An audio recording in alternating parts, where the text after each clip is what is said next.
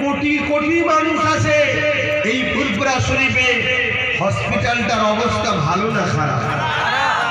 এলাকার মানুষ বলুন ভালো না খারাপ? দেখুন হসপিটালটা ভেঙে চলে যাচ্ছে। আরে যে আবু বকরের দরবারকে দেখিয়ে, যে ফুরফুরা তাবিজ দেখিয়ে, যে ফুরফুরা পীরসাহেবদের সাথে নিয়ে ভক্ত মুরিদদের ভোটটাকে লুটলেন, সেই ফুরফুরা শরীফে মুজাহিদুজ্জামান সৈয়দুনা আবু বকর সিদ্দিক আল কুরাইশির স্বপ্ন ছিল এই ফুরফুরা শরীফে হসপিটাল হবে।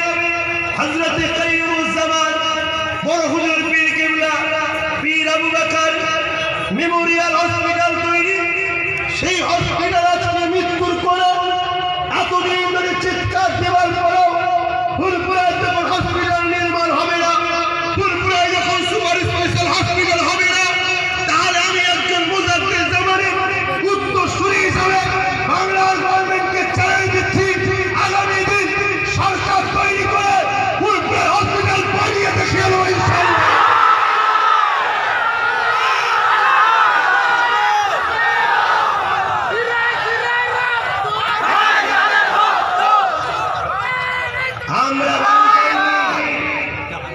আমি আপনার সিদ্দিকী গাড়ি চাইনি, আমি আপনার সিদ্দিকী নিজের ব্যাংক ব্যালেন্স চাইনি। আমি চেয়েছি স্বাধীনতা সংগ্রামীর নামে ফুরফুরা শরীফে বিশ্ববিদ্যালয়। হিন্দু ভাইয়েরা পড়বে, দলিতরা পড়বে, আদিবাসীরা পড়বে, মতুয়ারা পড়বে, সমস্ত ধর্মের মানুষ পড়বে। ফুরফুরা শরীফ হাজার হাজার বছর ধরে একটা মিলবন্ধনের ঐতিহ্য ফুরফুরা শরীফে রয়েছে। ফুরফুরা শরীফে যেমন মুসলমানদের ভালোবাসার জায়গা, ফুরফুরা শরীফে হিন্দু ভাইয়েরাও আছে, দলিত মতুয়া আদিবাসী সমস্ত সম্প্রদায়ের মানুষ ফুরফুরায় এসে ভালোবাসা পায়।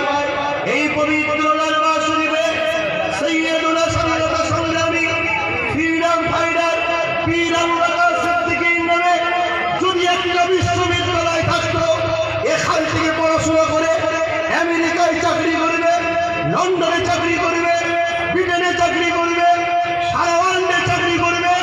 কোথা থেকে পড়াশোনা করেছো? পীর আবু বকর সিদ্দিক বিশ্ববিদ্যালয় থেকে। কিন্তু এই ফাটা কবলেদের বুঝাবে কে? মোল্লার নামে বিশ্ববিদ্যালয় হবে, মুজাহিদের নামে বিশ্ববিদ্যালয় হবে, পীর সাহেবের নামে বিশ্ববিদ্যালয় হবে। এই বেঈমানেরা কখনো চাই না, তাই আজ তারা দিতে চাই না। এখনো যখন পুরা দিনীরা, আমি আব্বাস সিদ্দিকী আমার ভালোবাসার মানুষদের নিয়ে, আমার মুসলিম ভাই, আমার দলিত ভাই, আমার আদিবাসী ভাই, আমার মতুয়া সম্প্রদায়ের ভাই, আমার প্রিয় বাংলা ভাষাভাষী প্রতিটা মানবতা প্রেমী মানুষকে নিয়ে আগামী দিন, তাই তো আমি চেয়েছি রাজনীতির লড়াই ক্ষমতা দখল করে কারো কাছে চাওয়ার দরকার নেই। আমরা নিজেরাই আবু বকর সিদ্দিকীর নামে বিশ্ববিদ্যালয় করেই দেখাবো ইনশাআল্লাহ।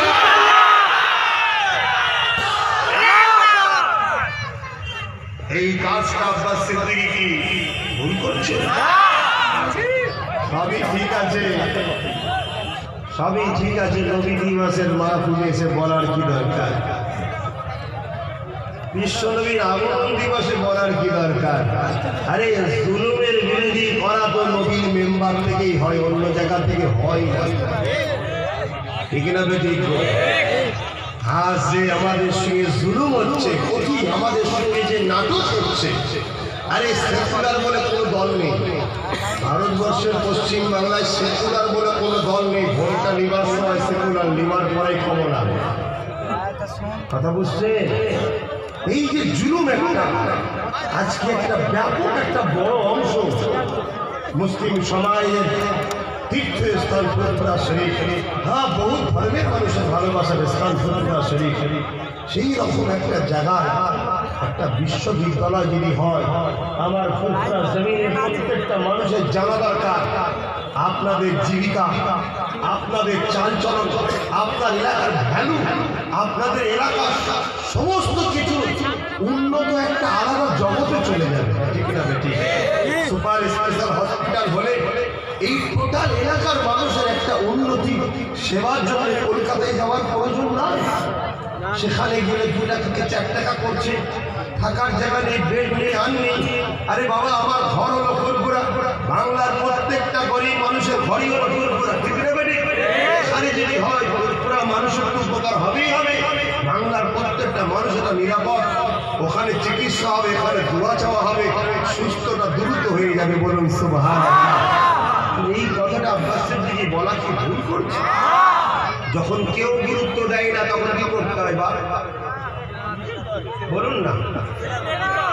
তখন তো নিজেকে নামতে হবে, ঠিক না বেরি?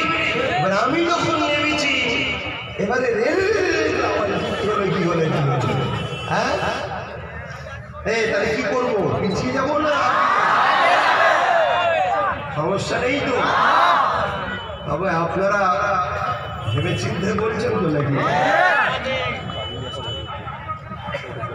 আরে নজওয়ান তরুণেরা, আল্লাহ নবীর জীবন আদর্শ দেখি, আল্লাহ নবী সারা জীবনটা অসহায় গরিবদের সাথ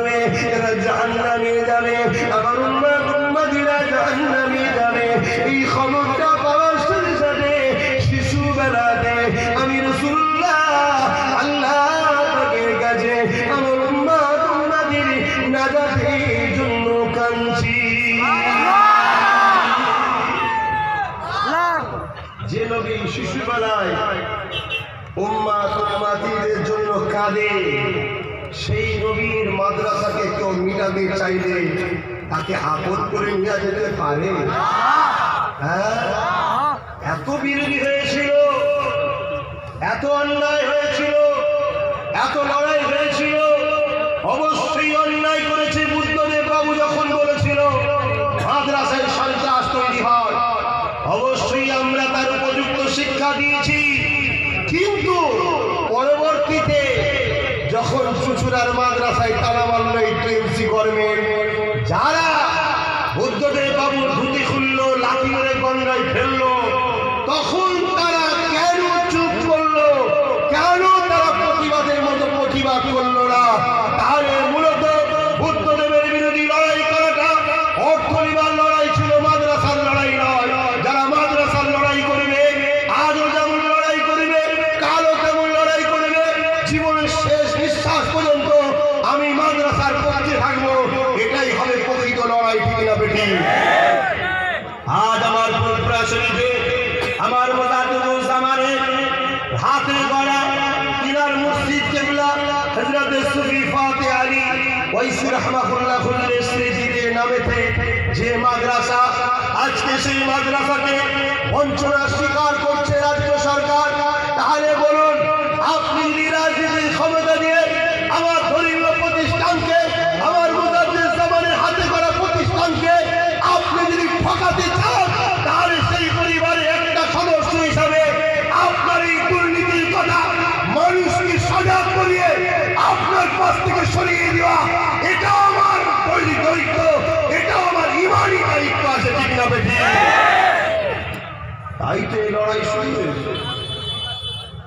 লড়াই তো কোনো ব্যক্তিগত লড়াই নয় যে তুমি অমুককে টাকা দিয়ে সবাই দিলেন এখানে, এই লড়াই কোনো, এই লড়াই হলো ন্যায়ের লড়াই। আজ রাজনীতি করতে এসছেন, রাজনীতি করুন, আপনাকে কে বারণ করেছে রাজনীতি করুন, কিন্তু আজকে আপনি আমার মোসাদ্দেদ জামানের মাদ্রাসাটাকে ধ্বংস করছেন কেন? আপনারা জানেন এগুলো বলা অন্যায় হচ্ছে না? আপনার নায়েতে হায়েতে শুনতে হয়, শুনে নিলাম, এতে আমার কোনো যায় আসে না, কেন জবান দিয়েছে যিনি খুশি করবো নাকি অন্য কাউকে নয়।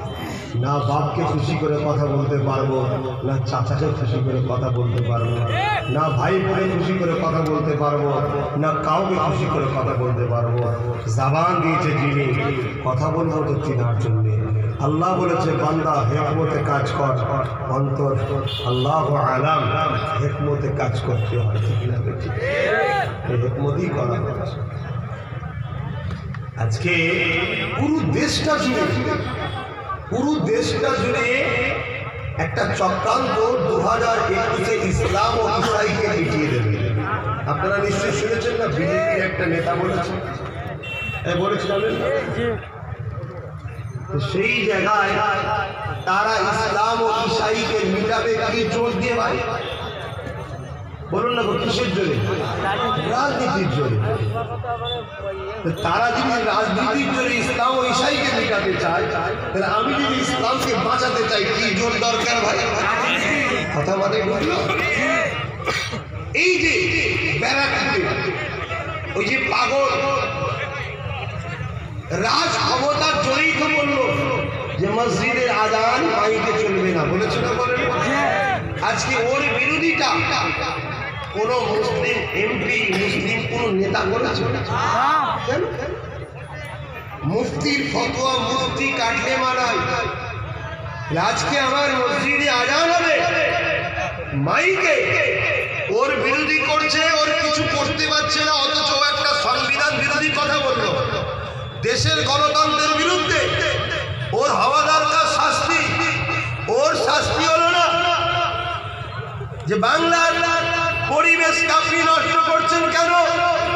এটা তো বাংলার অভিবাসীদের দায়িত্ব, বাংলা সিএম এর দায়িত্ব, তিনার বাংলাকে ঠান্ডা রাখা। বারবার দিলীপ ঘোষ পাগলের মতো বকে যাচ্ছে, তাকে লাঠি মেরে তাড়াবো, রিসেন্ট বলেছে 50,000 তাড়াবো। আরে দিলীপ ঘোষ রাজনীতি করতে এসছে, রাজনীতি কর, তাড়াতে যাওয়ার আগে পা দুটো না চলে যায় সেটা ভেবে রেখে দে। কেননা এ বাংলা কারো বাবাকারী সম্পত্তি নয়, এ বাংলা কারো জাগিরে আমরা বেঁচে নাই, এ বাংলায় কারো দয়ায় বেঁচে নাই, এ বাংলা কারো ভিক্ষাতে আমরা বেঁচে নাই।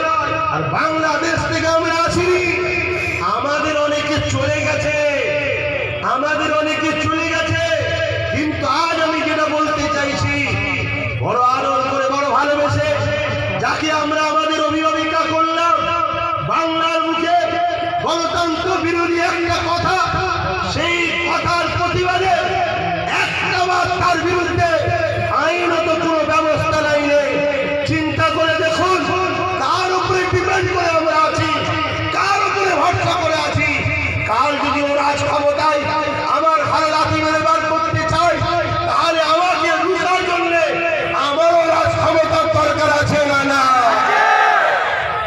মমতার রাজ ক্ষমতাটা কি আমাদের রাজ ক্ষমতা? যদি আমাদের রাজ ক্ষমতা হতো তাহলে দিলীপ ঘোষের কথা বলছে, এখনো বিচার করলো না কেন? শুনছেন না? শুনছেন? এই জায়গায় আরএসএস বলছে 3,000 কম বেশি মসজিদকে ভাঙলো, তাহলে আমার মসজিদকে তারা ভাঙবে রাজ ক্ষমতা দিয়ে। বাবরি প্রমাণ হওয়ার পরেও কোনো কাজ হলো না, তাহলে কালকে আরো কিছু ভাঙবে, কাগজ পাওয়ার পর হবে না। কোন শক্তিতে ভাঙছে ভাই? বাঁচাবার জন্য কোন শক্তি দরকার ভাই? তাহলে আমি ভুলটা কোথা করছি? কথা মাথায় ঢুকছে না? এরপরে কেউ যদি মনে করে যে সবই ঠিক করছো, কিন্তু তুমি এসে গেলে আমার ভাড়াটা বন্ধ হয়ে যাবে, তোমার মাইনের জন্য তো আমার মসজিদ বিক্রি করতে আমি পারি না। কথা বুঝছেন? তোমার মাইনে বন্ধ হয়ে যাবে, তো সেজন্য আমি কি করতে পারি? কিন্তু আমার মসজিদ আগে দেখতে হবে, আমার মাদ্রাসা আগে দেখতে হবে।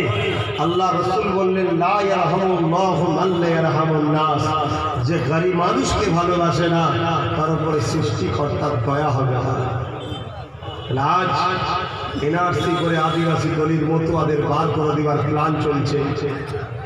সেই জায়গায় কার কি বন্ধ হচ্ছে দেখে তো আমার চুপ থাকলে হবে না, আমাকে তো তাদের বাঁচাবার জন্য এগিয়ে আসতে হবে। কারণ এটা আমার রাসূলের হুকুম, ঠিক না বেটি? এটা আমার দেশের অধিকার, ঠিক না বেটি? আল্লাহ নবী জীবন আদর্শ যদি আমরা দেখি, আল্লাহ নবী সর্বসময় অসহায়কে সাথ দিয়েছে।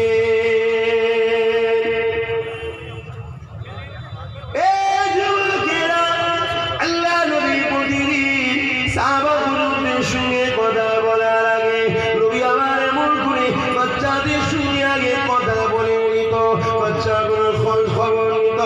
একটা দিন আল্লাহ নবী এমন করে সাহাবাদেরকে বলেছে কথা বলবে বলে, হঠাৎ করে দেখা যায় আল্লাহ নবী ওই বাচ্চাদের মধ্যে থেকে একটা বাচ্চাকে দেখতে পায় না, যে বাচ্চা নাকি তার বাবা আগুনের পূজারী ছিল, মুজুসি ছিল, উপাসক ছিল।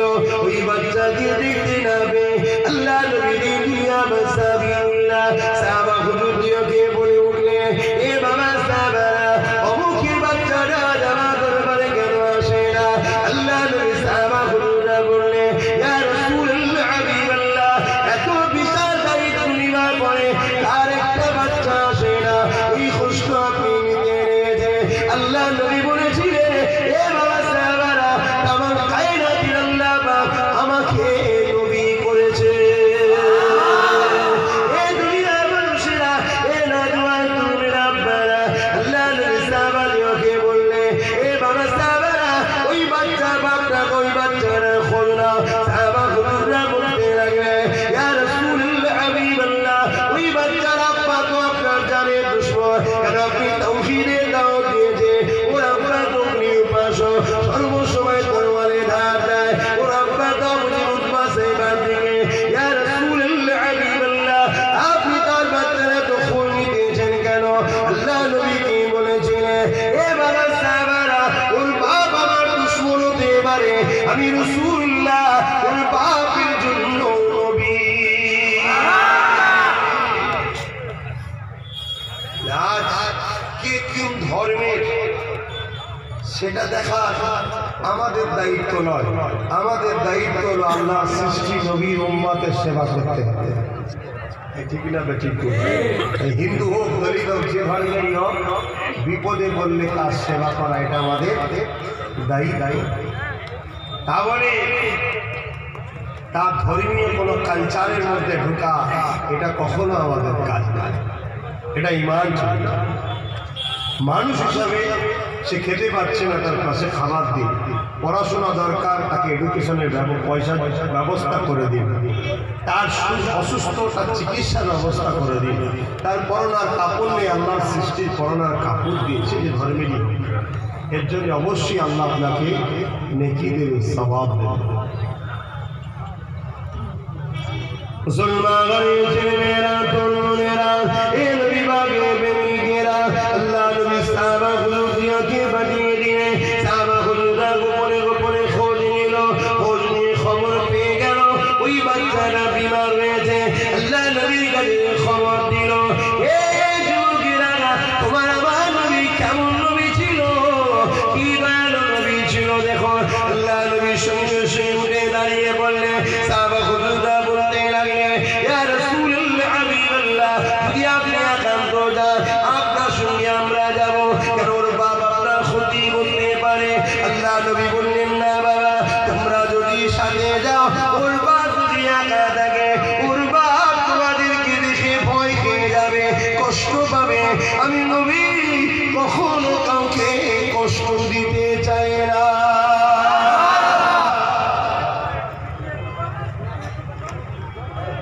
অগ্নি উপাসক, গায়ের মুসলমান, তাকেও রসুল কষ্ট দিতে চাই না। শুনছেন? শুনছেন? আর আমি মুসলিম হয়ে নেতা হয়েছি, প্রধান হয়েছি, এমএলএ হয়েছি, সমস্ত গরিবের সম্পদ ছেড়ে জেলে খাচ্ছি অচ্ছ বলছে আমি মুসলমান। এর জন্য আমার ইসলামের বদনাম হবে না? হবে না? কি সমস্যা হচ্ছে বলুন তো? কি গো সংক্ষেপ করবো না? দু কথা ভাই ভাই আছে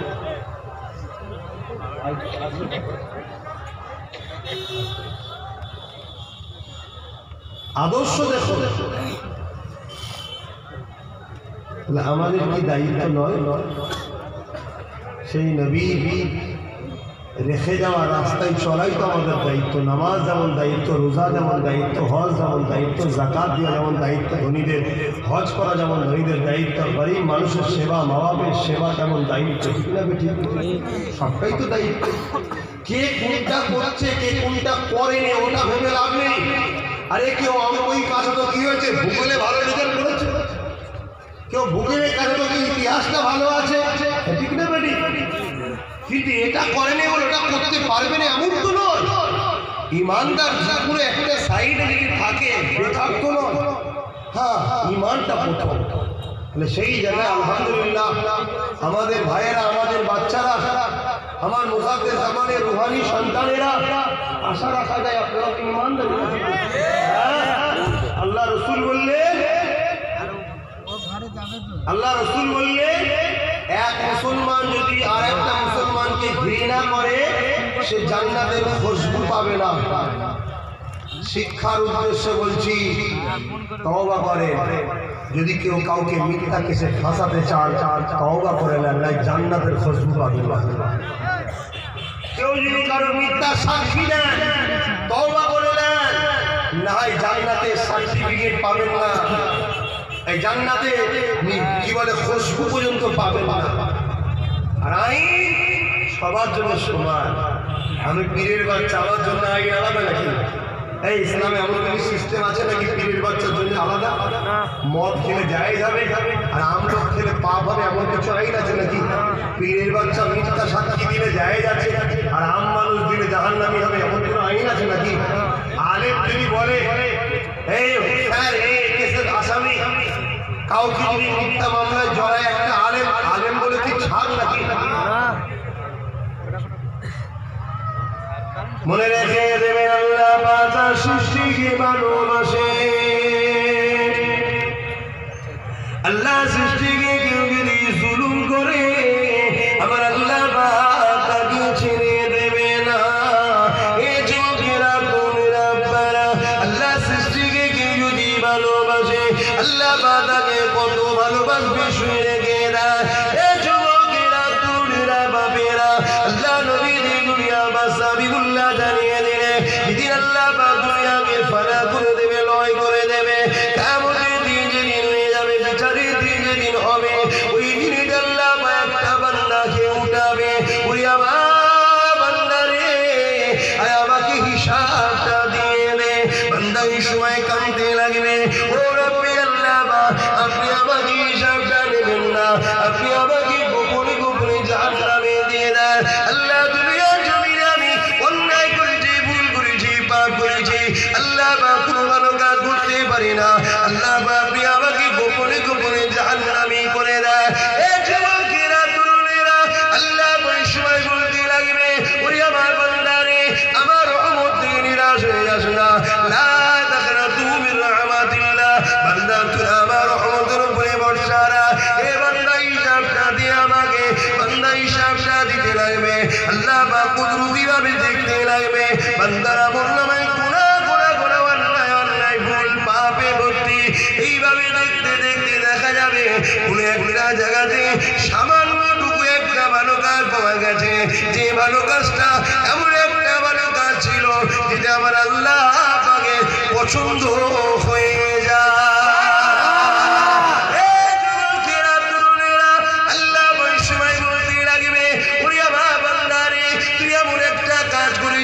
যে কাজটা আমার বড় পছন্দ হয়েছে, বান্দারে হ্যাঁ নামাজ কাজা করে ফেলেছি, রোজা কাজা করে ফেলেছি, বান্দা অন্যায় করেছি, সিনেমা দেখে ফেলেছি, গান শুনে ফেলেছি, বান্দারে কিন্তু এমন একটা কাজ করেছি যে কাজটা আমার বড় পছন্দ হয়েছে। বল বান্দা কোথায় যাবি? বান্দা এই সময় বলতে লাগবে, ও রব্বি আল্লাহ পাক আপনার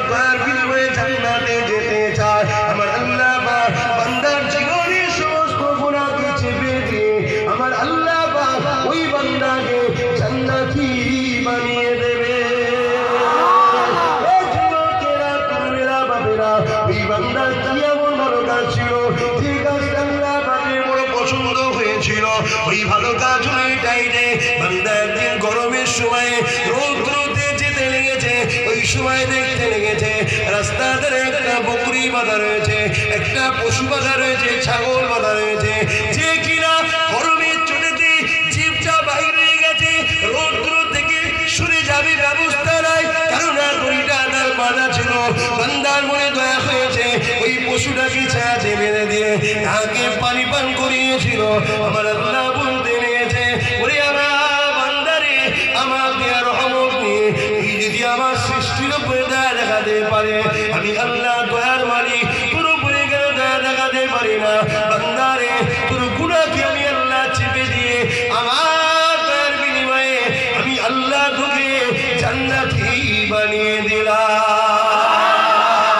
আরো জোরে বলুন ভাবে আর যদি আল্লাহর একটা সৃষ্টি পশুই মখলুকের উপরে দয়া দেখালে, যদি তার বিনিময়ে সমস্ত গুনাহ মাফ করে আল্লাহ যদি জান্নাতি করে, হে যুবকেরা, আব্বা মায়েরা, বাপেরা, আত্মীয় স্বজনেরা, চাচা চাচি, কুকু ফুফা, খালা খালু, আত্মীয় স্বজন, গ্রামবাসী, এলাকাবাসী, দূরে সোশ্যাল মিডিয়ার মাধ্যমে সবার কাছে জানতে চাই, একটা পশুকে যদি দয়া করার জন্য, ছায়াতে বেঁধে পানি পান করানোর জন্য জীবনের সব পাপ যদি আল্লাহ চেপে দিয়ে মাফ করে দিতে পারে, আল্লাহর শ্রেষ্ঠ মখলুক এই মানুষগুলোর মধ্যে বাচ্চার দুধ কেনার জন্য, মায়ের চিকিৎসার জন্য, বাপের চিকিৎসার জন্য, গরিবী সংসার হওয়ার দরুন যে বোনগুলো শরীরকে বিক্রি করছে পেটের জ্বালায়, আজ আব্বাস সিদ্দিকী যদি বাংলার যুব সমাজকে নিয়ে, বাপ মা ভাই বোনকে নিয়ে লড়াই করে রাজ ক্ষমতা দখল করে পতিতালয় থেকে ওই বোনগুলোকে উদ্ধার করে তাদের যদি কর্মসংস্থান, তাদের পেটে যদি রেজেকের ব্যবস্থা করে দিই, এতে কি কিয়ামতের দিনে আমার আল্লাহ আমাদেরকে নাজাত দিতে পারে না? পারে না?